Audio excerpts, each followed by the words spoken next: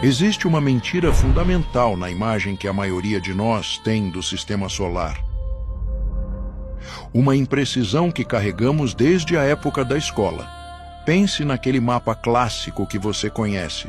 O Sol no centro e os planetas perfeitamente alinhados, terminando lá longe, em Plutão ou Netuno.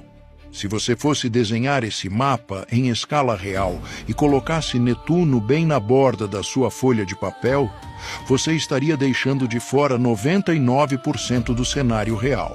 Mercúrio, Terra, Júpiter, Saturno não são a atração principal da nossa vizinhança cósmica. Eles são apenas um centro minúsculo e superlotado.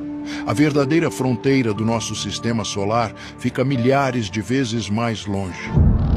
É uma estrutura tão colossal, tão absurdamente massiva, que ela tecnicamente define o limite absoluto onde a gravidade da nossa estrela dita as regras.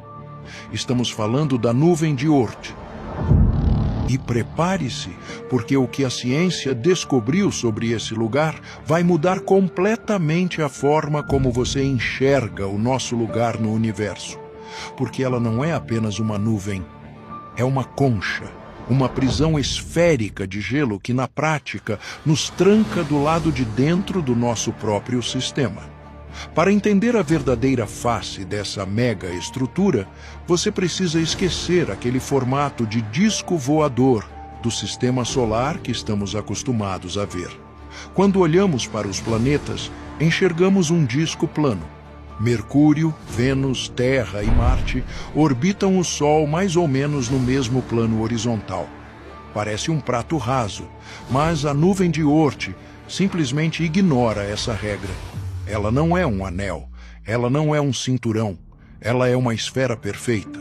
Ela envolve o Sol em absolutamente todas as direções, por cima, por baixo, pelos lados. Nós estamos, neste exato momento, vivendo dentro de uma colossal bolha oca de gelo. E a escala dessa bolha é algo que o cérebro humano tem extrema dificuldade em processar. Os números são tão absurdos que perdem o significado. Para facilitar, os astrônomos usam as unidades astronômicas, ou UA. Uma unidade astronômica é a distância exata entre a Terra e o Sol, cerca de 150 milhões de quilômetros.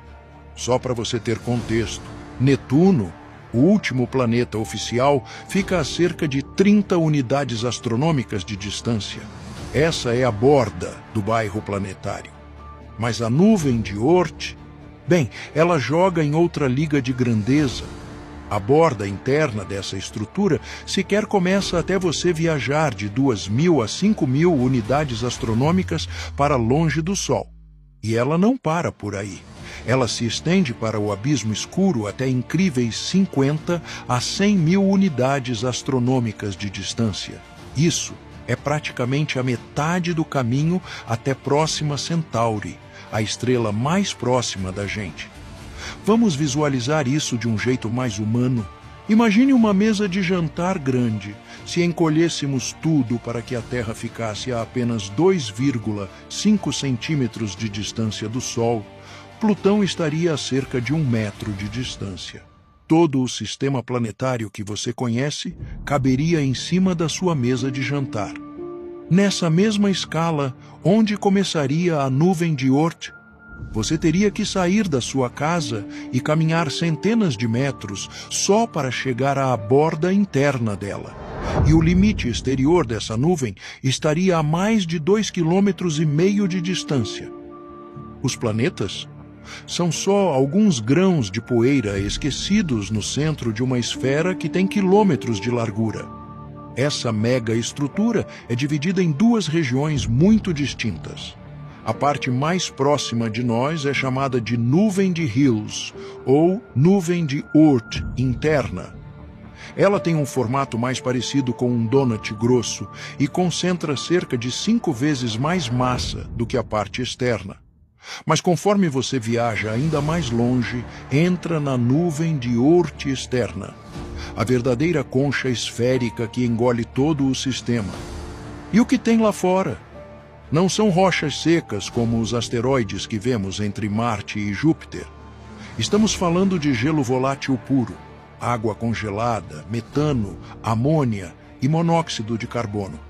Estes são os restos primordiais, entulhos intactos do exato momento em que o nosso sistema solar nasceu, há 4,5 bilhões de anos. Eles estão lá, no frio absoluto do espaço profundo, quase que totalmente inalterados desde o início dos tempos. Mas aqui vai um alerta. Existe um erro enorme que as pessoas cometem ao imaginar esse lugar. Nós fomos condicionados pelos filmes de ficção científica a imaginar um campo de asteroides caótico, uma tempestade espessa de pedras de gelo, onde você precisaria ser um piloto genial para desviar das rochas se voasse com uma nave espacial por lá.